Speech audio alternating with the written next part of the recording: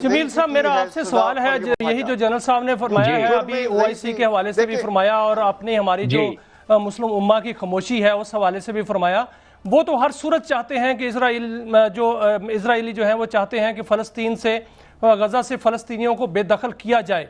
क्या ये काबिल कबूल होगा कि वो बेदखल हो जाए?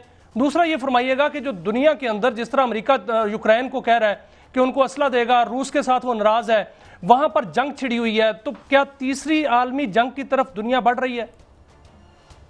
नहीं, जिस तरीके से रस्साकशी चल रही है वो ज़ाहिर है उसमें हिद्दत और शिद्दत तो बढ़ती नजर आ रही है।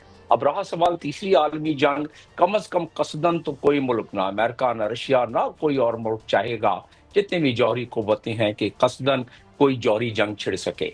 हाँ, जब बिल्कुल दीवार के साथ उनकी मौत और जीत का किसी कौम का अगर मसला आएगा तो शायद वो इस्तेमाल कर रहे हैं। मैं दोबारा लफ्ज कर रहा हूँ शायद का। उसकी वजह क्या है? उसकी वजह यह है कि ये वेपन कहलाता है म्यूचुअल डिस्ट्रक्शन।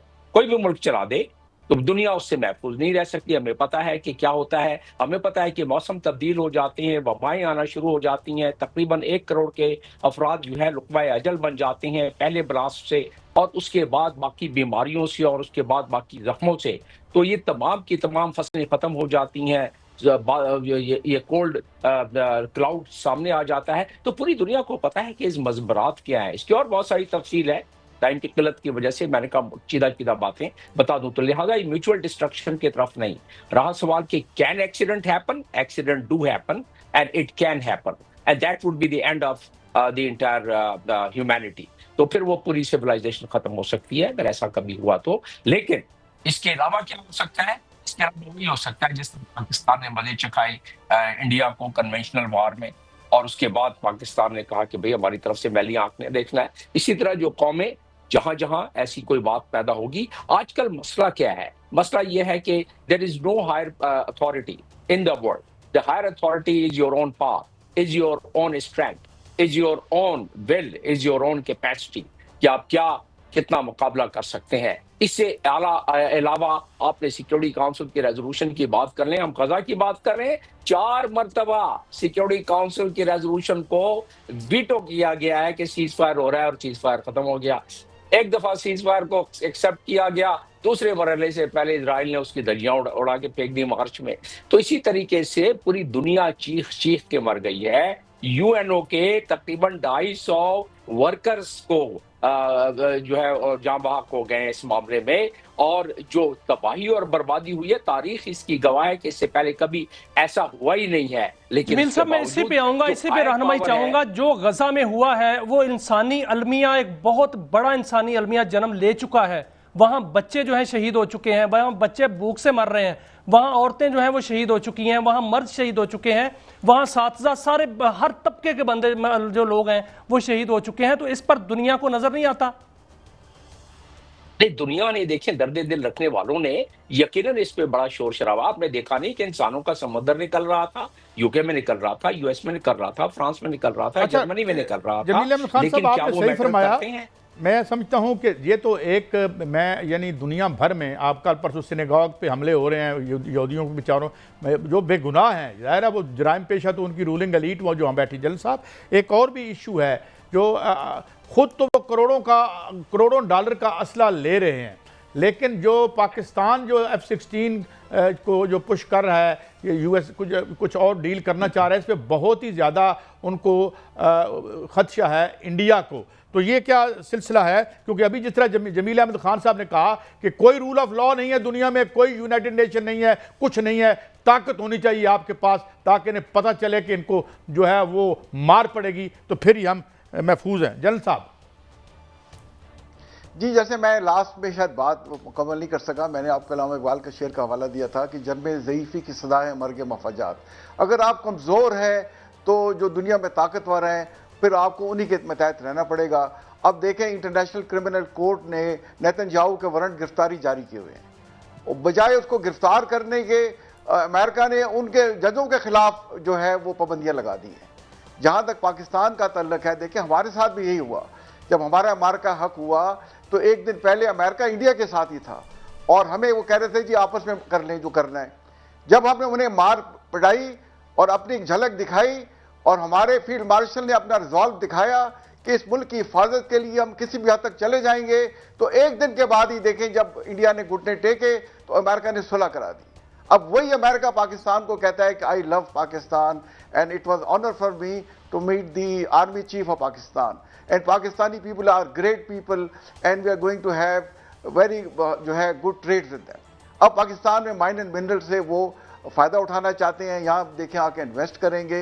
इस वक्त पाकिस्तान की पोजीशन जो काजी साहब है कि दुनिया की 3 बड़ी जो ताकतें हैं, चाइना, अमेरिका और रशिया, तीनों के साथ पाकिस्तान के एक बड़े मजबूत तल्लुकात हैं और तीनों ताकतें पाकिस्तान के साथ जुड़ना चाहती हैं। अब ये हमारे पॉलिटिकल लीडर्स का काम है कि जो हमें जो सक्सेस मिली है तारीखी, और अल्लाह ताला ने जो पाकिस्तान को इज्जत दी है तारीखी, इसमें पाकिस्तान की नेशनल इंटरेस्ट को आगे लेते हुए आगे चलें। और हमारी नेशनल इंटरेस्ट में मेरा ख्याल है सबसे पहले इस वक्त आता है कि पाकिस्तान को इकोनॉमिकली मजबूत करें। मिलिटरीली तो हम मजबूत हैं और हमें इकोनॉमिकली मजबूत होना चाहिए। और साथ साथ हमारे लिए उतना ही इंपॉर्टेंट है कि हमारे यहाँ जो करप्शन है और जो है गुड गवर्नेंस की जरूरत है, इसमें हमारी एक बड़ी रूथलेस, जैसे चाइना अकाउंटेबिलिटी करता है, वैसे हमारे यहाँ भी सिस्टम ऑफ अकाउंटेबिलिटी हो, ताकि जिन लोगों ने मुल्क को नुकसान पहुंचाया है। लेकिन जनरल साहब, हमने तो जंग जीती है, सब कुछ किया है। भारत जो करोड़ों हजार रुपए का असला जो है वो खरीद रहा है, और पाकिस्तान को अगर F-16 के मिसाइल मिल रहे हैं तो उनको क्या तकलीफ हो रही है, क्या उनको खतरा है इससे? देखिए, पाकिस्तान जो है दफाई मामलात में बिल्कुल खुद कफील है। मैं खुद डिफेंस प्रोडक्शन से एफिलिएट रहा हूँ, हमारा अपना इंडिजिनस प्रोग्राम है। इंडिया मांगे तांगे जहाज़ों से और इक्विपमेंट से लड़ा, हमने अपने जो दिफाई मामलात थे हमने खुद उसको बिल्ड किया। ठीक है, चाइना ने हमें सपोर्ट जरूर किया, बट चाइना ने भी हमसे फायदा उठाया है और हमने चाइना की टेक्नोलॉजी से फायदा उठाया है। बट ज्यादातर हमारा जो डिफेंसिव कैपेबिलिटी है वो इंडिजिनस है, चाहे हमारा न्यूक्लियर प्रोग्राम है, चाहे हमारी कन्वेंशन कैपेबिलिटी है। हम बहुत कम डिपेंडेंट है किसी दूसरे मुल्कों के ऊपर। इंडिया अभी भी जो है फाइटर जेट्स बाहर से इंपोर्ट करता है, जैसे आपको पता है S-400 सिस्टम उन्होंने बाहर से लिया, और ड्रोन इजराइल से लिए, रफेल फ्रांस से लिए। हमारा तो अपना जो दिफाई मामला है उसमें हम खुद कफील हैं।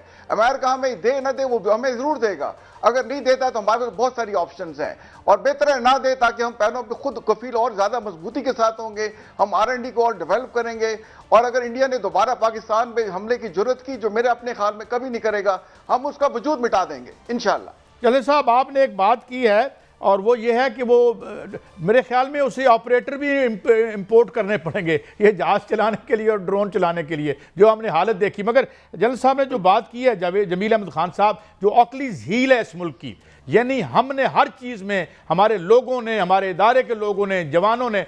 मगर मुझे ये बताएं, ये जो इन्होंने बात कही है कि ये जो हमारे यहाँ जो करप्ट एलीट है, जो कि हमारी ऑकलीज हील है, जो कि आज भी रुकावट है हमारी सुपर पावर बनने में, इसके अलावा तो प्रॉब्लम तो फिर ये है कि हमें बाहर से खतरा नहीं है, अंदर से खतरा है। जमील अहमद खान साहब, डू यू एग्री?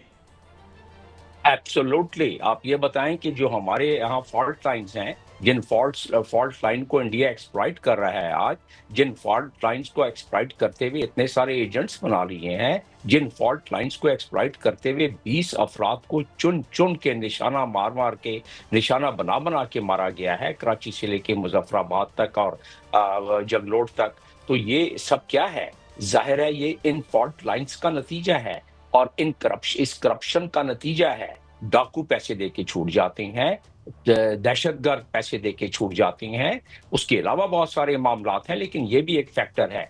चीनी जो है वो कभी एक्सपोर्ट होती है, आप खुद ही तो बता रहे थे चंद लम्हे पहले, और फिर इंपोर्ट होती है। इसी तरह अचानक ऐसा जमील साहब, जो मैं पूछना चाहूंगा इस हवाले से, इंडिया के हवाले से, कि जो हमने उनके रफाल कराए और वहां से शिकायतें लगना शुरू हो गई कि चाइना जो है वो पाकिस्तान की मदद कर रहा है, और दूसरी जानब ये कभी ये होता है कि उनके रफाल जो है वो टेक्निकल प्रॉब्लम्स थी। तो ये कैसे ये ऐसा होता है जिस तरह की बहानाबाजी की जा रही है? या देखें, वो तो अपने कौम को मुतमईन करने के लिए, अपना वोट बैंक कायम करने के लिए, उनकी सियासी क़यादत और ख़ास तौर पर मोदी एडमिनिस्ट्रेशन जो कि कायम भी RSS के नज़रिए पर है, तो उसने तो ये करना है, अपनी सुबकी मिटानी है।